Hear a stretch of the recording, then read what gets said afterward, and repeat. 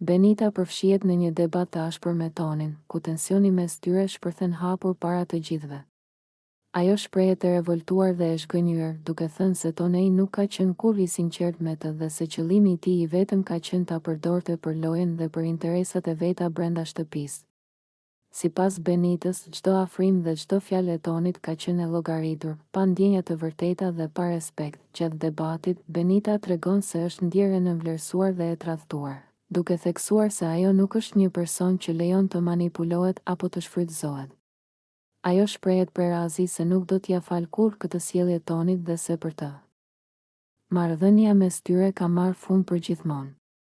Fjalët e saj janë të forta dhe të drejtpërdrejta, ndërsa ajo e akuzon Tonin se ka luajtur rol dhe se ka treguar një fytyrë krejt tjetër nga ajo që pretendonte. Situata bëhet gjithnjë e më e tensionuar, pasi Benita vazhdon me ofendime, duke i kujtuar Tonit se sjellja e tij ka treguar mungesë karakteri dhe respekti.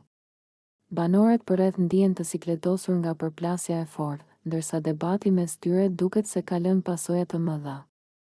Benita largohet nga biseda e vendosur dhe e prerë, duke lënë të kuptohet se nuk ka më kthim pas dhe se Tonin e ka fshirë përfundimisht nga besimi dhe nga jeta e saj brenda shtëpisë.